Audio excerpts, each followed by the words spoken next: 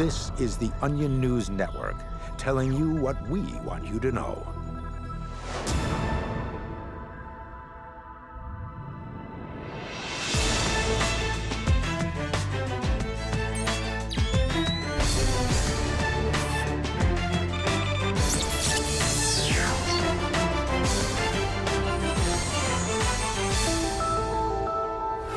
I'm Brooke Alvarez, and we are on high alert here in the Fact Zone. Tonight, of course, we're focused on the devastating cyber attack by Al-Qaeda, which sent this image of a piglet wearing boots to the American public a few hours ago, effectively crippling our servers as millions of people forwarded the photo to friends, posted the image on their Facebook walls, or added it to their Twitter pages, causing millions more to respond with comments like "I want one" or "OMFG cute."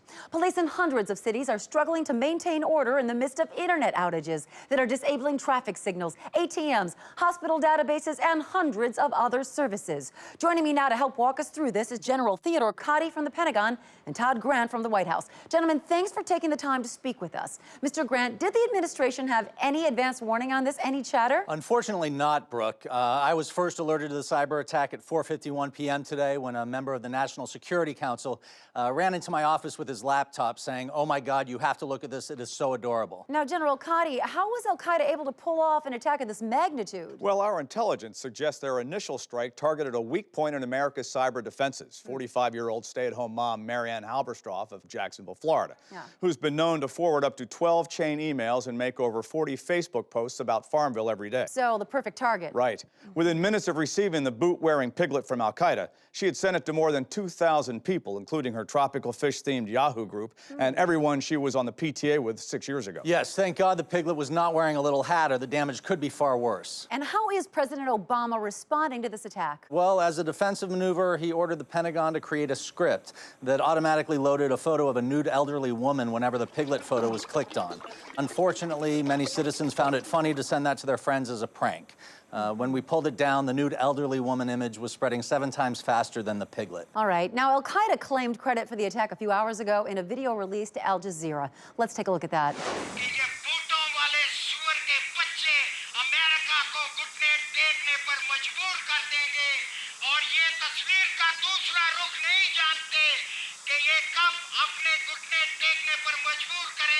And General Cotty, do we know what kind of attack was being alluded to in that video? Well, recent satellite photos of Al-Qaeda camps show that they've been stockpiling kittens, babies, Star Wars costumes, even pandas. Wow. They could already possess the capability to construct a video so viral it could cripple the nation permanently. Terrifying. Mr. Grant, General Cotty, thank you both for speaking with us. We'll be coming back to this crisis throughout the show, but right now, let's turn to politics. This week, the Senate is yet again debating a new immigration reform bill, and that's what's in my sights today. Our legislators have worked on trying to craft a sensible immigration reform bill for years now, taking up thousands of man-hours, which is why I believe we should simply hire some illegal immigrants to write this immigration reform bill for us.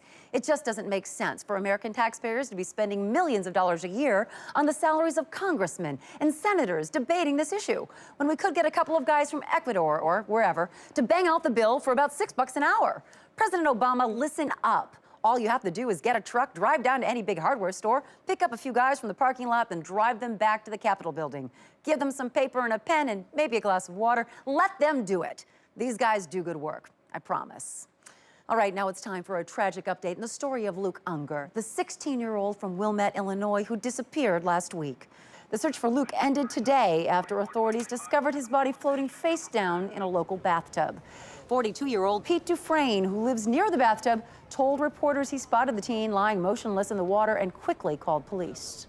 I was just passing the bathtub on my morning walk from the bedroom to the kitchen, and at first I thought it was a log or something, and when I got a little closer, I saw that it was a person. Poor kid. He put up a hell of a fight. I mean, from the looks of it. While authorities have been unable to determine why Unger's severely battered body was completely naked, they are speculating that he had been partying out by the bathtub and fallen in. He was then unable to swim out of the bathtub as his hands and feet appear to have gotten tangled very tightly in some rope. Very sad news there. Those bathtubs can be dangerous. That's why I never go near them. I just get a morning steamed towel rub down from my woman, Claire. Now, before that Piglet in Boots attack threw everything into disarray this afternoon, Washington had been buzzing over an announcement by Senator Dave Tillis, the nation's first openly drunk politician. Pressures of public life has made me lose sight of what is really and truly important, and that is drinking. I love alcohol, and I need to recommit myself to the consuming of it. After this is over, I intend to check into the Super 8 motel off on I-95, and I'll have an entire case of wild turkey. Thank you. That is all. I love drinking. Though the drunk community has lost a leader, Tillis has paved the way for other groups. Republican Victor Sandow, the nation's first openly cocaine-addicted politician, is currently leading in the polls for a runoff election that will be held to fill Tillis's vacant Senate seat. He appeared on Washington this afternoon earlier today. The first thing we're gonna do is take care of this Iran thing. We're just gonna get it done with. You know, fix it. Okay. Then we'll get everyone jobs. Everyone. Sandow apparently then promised to end the AIDS epidemic in Africa before stealing all the microphones from the studio. All right, there's a bit of good news, even amidst this terrible cyber attack. While everyone is being warned to stay away from their computers, viewers in New York can still keep up with my moment-to-moment Twitter updates on the Onion News Network Times Square live wall. Okay, now, as you probably know, Cross-Examination, hosted by former prosecutor Shelby Cross, is one of the highest-rated programs here on the Onion News Network. Well, this week, Shelby's helping get Americans involved in keeping their neighborhoods safe by encouraging them to get their own justice sheds. Here's what Shelby said about the campaign on last night's Cross-Examination. Everyone needs to get a justice shed. So you have a place to throw that little juvenile delinquent you caught loitering out on the street corner, or to throw those illegal immigrants you and your neighbors round up outside the hardware store. This is not rocket science, people. If you don't already have a shed, or you're not handy with the tools, hop on down to the hardware store and pick one up. The police can only do so much, people. They are bogged down with things like finding evidence to prove someone's guilty. But look, when I see somebody I don't trust, I don't have time for all that red tape. I just call up my neighbors, Frank and Terry. We get out there with baseball bats, fishing nets, and we knock that suspect out. And we toss him in our justice shed. And then it's up to us whether we call the authorities or we just start dealing out some shovel beatings. That's democracy, people. If you don't have to limit yourself to one shed, sky's the limit. We have one viewer. This Randall F. in Branson, Missouri. He made himself a maximum security shed and a juvie shed. How about that? That's the biggest benefit of the Justice Shed, people. You are in charge. Now, since I've started this campaign, I have received hundreds of thank yous from people all across this country who are much safer because they made a Justice Shed. I want you to take a look at these. Shelby, this is the 25th criminal we've caught. We just wanted you to see us throw him in our Justice Shed. Get up. Oh, jump. Get him in there. Shelby, our justice shed was all filled up, so we created this justice cage. It's just as good. These guys, I think we caught them shoplifting, and this is my daughter's boyfriend. Shelby, just wanted to show you the justice shed we got going. My buddy's car got stolen, and someone told us it was someone wearing a blue or red shirt that did it. So we've been rounding up anyone matching that description. So far, none of them's confessed, but we're gonna start shooting some BBs in there pretty soon, and we're pretty sure one of them's gonna break. Look, if you don't have a yard big enough to place a justice shed in, go out and get yourself a justice barrel. I don't care. The important thing is to take control of your safety by any means necessary. All right, I'm just getting word now that we have an urgent news blast coming in. Details are unclear at the moment, but it appears that Al-Qaeda has launched a second wave of its cyber attack.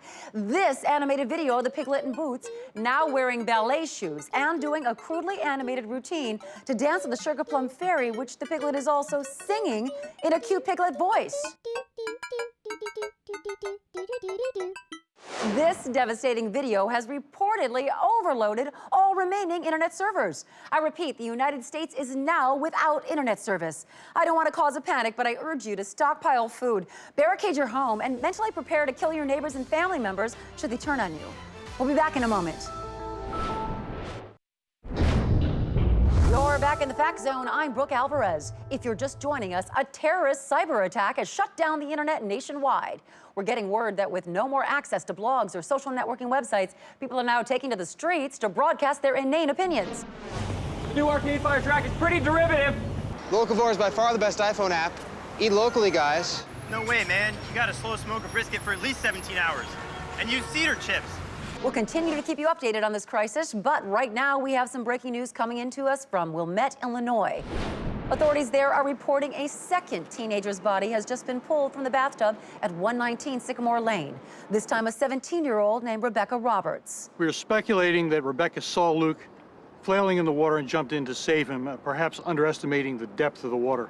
From the looks of the cuts up and down her body, we think she may have been dragged along the bottom of the bathtub by the currents. Pete Dufresne, who lives near the bathtub, noticed the second body floating face down while birdwatching along the perimeter of the tub. Teens everywhere should learn a lesson. It's never good to try to be a hero to save your friends when they're in danger. It never ends well.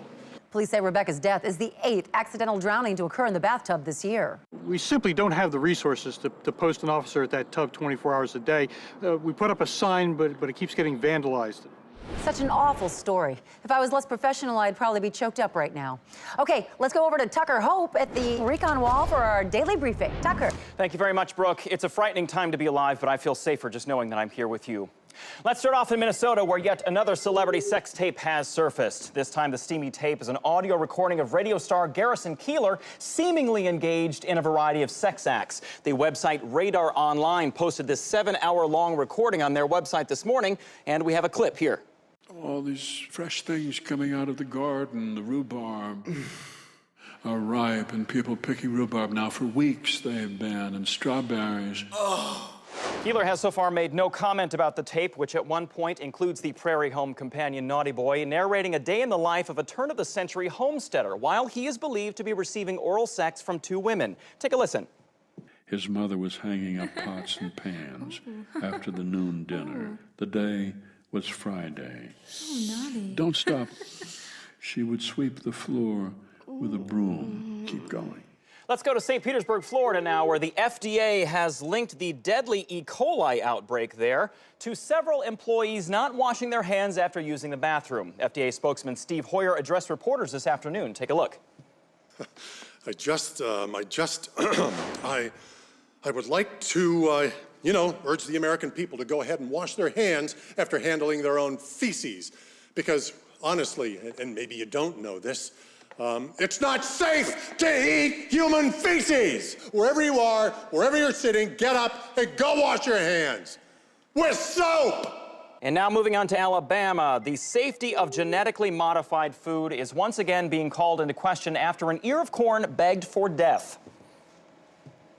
Kill me, please. Kill me. It hurts. Kill me. St. the corn's creator, released a statement assuring the public that there was no danger to the food supply, and it reads, just because the corn is sentient and in constant pain doesn't mean it's unhealthy or unsafe to eat. Just ignore the corn. Brooke? Just goes to show you, Tucker, that people will complain about anything. Yes, they will. Now, if you've eaten at a restaurant recently, this next story may shock you. Gavin Fisher and the Onion News Network's Special Investigative Undercover Response Team filed this report.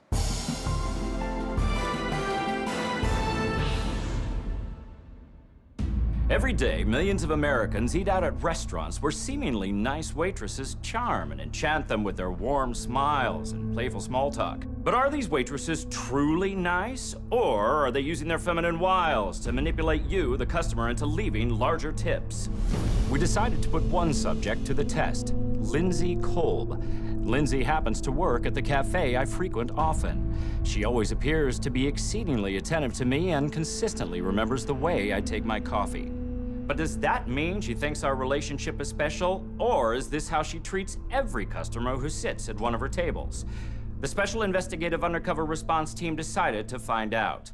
Our surveillance team installed dozens of hidden cameras inside the restaurant to gather as much data as possible. When I entered the restaurant, Lindsay seemed eager to see me. Hey there, you're back for more torture. What torture? The food. Oh, a joke. But when I took a quick reading of her body temperature using the Seared heat meter, it was not elevated like mine was. Our body language analyst informed me later that the way Lindsay casually clasped her hands in front of her was indicative of sexual interest. However, just 11 minutes after taking my order, Lindsay reproduced the same posture for this person, as well as this brutish-looking truck driver who managed to stall her at his table for a full 22 seconds longer than me. Confusing? Yes. Very, very confusing. We finally decided to deploy 2 undercover operatives to infiltrate the staff and procure concrete data on the matter. Hey, do you know that customer out there with the blue shirt on? Yeah, Gavin. He's a regular. I think he's into you. You like him? Who are you? Are you new? Where's Tom? I'm Tom. Clearly, she was stonewalling us, so we decided to follow Lindsay to her home. After rendering Lindsay unconscious with a powerful sleeping gas we pumped in through the heating vents, our Seared team found no clear evidence that she had a husband or boyfriend.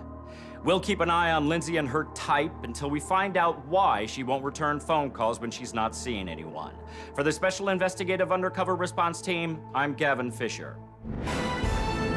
Thanks, Gavin. We're getting an update now on the cyber attack on America coming into the Fact Zone Live. Police are now attempting to control the crowds gathering in major urban centers by using lasers to project the Piglet and Boots image onto buildings and clouds. The cuteness of the Piglet is stunning the majority of them into a silent stupor. And now we have our Fact Zone quick poll question of the day, asking whether you think the St. corn should be granted its wish to die.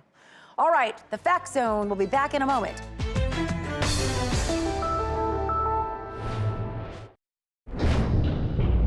You're back in the Fact Zone on the Onion News Network. I'm Brooke Alvarez.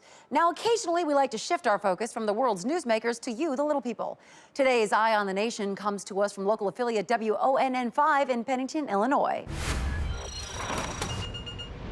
Hundreds of people turned out today to congratulate local hero John Dillo on receiving a Purple Heart and Bronze Star for his service in Afghanistan almost 20 years after he shit his pants in the middle of a social studies lesson in Mrs. Barnes' 4th grade class. That's right, Blake. The courageous action he took to protect his fellow soldiers after he was shot by insurgents is getting him even more attention than when classmates asked, "What's that smell?" Pointed directly at him and shouted, "Oh my God, Dillo shit his pants." John Dillo from... Okay. John Dillo. He's a pants shitter that lives past the old Cranston place, right? Good for him. Mayor Sue Hallinan invited John down to City Hall to give him the key to the town he grew up and crapped himself in. We're all so proud of you, John. No one would have imagined that the little boy who had to carry his underpants in a plastic bag and borrow a pair of old gym shorts from the nurse would accomplish so much. But John isn't just a respected soldier. The man who once shit right down the leg of his jeans into his sock donates his time and money to the American Leukemia Society. Oh, that Dillo's a great kid. He's the kind of guy I would want my daughter to marry if he could walk 10 feet without shitting his pants. Despite his injuries, Dillo says he's eager to get away from Pennington and go back to the fight. Well, congratulations, John Dillo. I know we'll see you shit out some great things in the future. Hear, hear. Amazing. That John Dillo is such a hero. I had to tweet a compliment about him. All right, we have another story out of Wilmette, Illinois, where 2 teens were dredged out of a bathtub earlier today. The bodies of 22 local teens have just been discovered in a basement less than 30 feet away from the perilous bathtub that claimed the other 2 lives. From the looks of the remains, police believe the high school students were spelunking in the underground area, lost their footing, and got stuck down there with no way of getting out. Concerned citizens are urging teenagers to exercise caution if they find themselves in a dangerous area like the basement of 119 Sycamore Lane. Well, if teens want to hang out, they should choose a safe place to hang out, like maybe the bedroom of 119 Sycamore Lane. I mean, they have soft cushions there and carpeting. Very, very sad that these teens' deaths weren't caught on camera. Would have been great for all of us. All right, Tucker, are you ready to take us back in history? Ready, willing, and able, Brooke. Today, we travel back to a time when dancing wasn't just something you did when you were blackout drunk at your girlfriend's cousin's wedding. If you were a young hep cat on this day in history, 75 years ago, chances are you were doing the Lindy Hop, a dance that finds its roots in the virulent anti-Semitism that was all the rage at the time. Named for the Nazi sympathizer Charles Lindbergh, the Lindy Hop was originally invented as a way to terrorize Jewish shop owners. Dwayne Willis was young enough to see the dance's birth firsthand. Oh, sure. Well, you grab your best girl, go down to the kosher deli with your little Victrola and start swinging around in the air till you're destroying everything in sight. After the dance spread to dance halls and big band clubs, dancers started developing new moves to express bigotry toward Jews. Some of the most popular steps at the time were the fret, the money counter, and of course, eating babies. Eventually, the Lindy Hop waned in popularity, but this little dance with burning hatred at its heart will always be a part of American history. Brooke. Thanks, Tucker. The world outside is harsh and foreboding, so stay right here in the Fact Zone. After a week-long search, 20-year-old honors student Melissa Clark has been found dead, brutally murdered by... Hey, I found the body of the missing sorority girl. Let's do the autopsy. Yeah. The Onion News Network News Patrol. Now you've got all your favorite characters. Look at this. Cool. Right in the palm of your hand. I'm gonna run a marathon with no legs so I can inspire others. Now with pundit figures. It's all a symptom of loosening morals in this nation. And introducing the remote-controlled 2004 hatchback. Perfect for your mom who drowns her kids in the trunk of her car playset. Awesome! Onion News Network News Patrol action figures. Get the facts and the fun. There you are. I was getting worried. We have a new development on the cyber attack on the nation coming in now. Apparently, Al-Qaeda has just apologized to the American people for the attack. That's right. Al-Qaeda has sent an e-card to major news outlets, and Tucker has it here over on the recon wall. That's right, Brooke. I have it right here. Looks like it says we're sorry, and let's take a look inside. Some babies. A lot of babies. Yeah. Oh. And I think that there might be a video attached.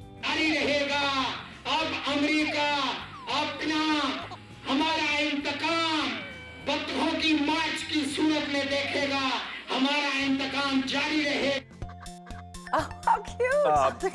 Okay, Brooke, my producers are telling me that millions of people are searching Duckling Parade right now. Tucker, the ducklings have a friend. It's a dapper gentleman bunny.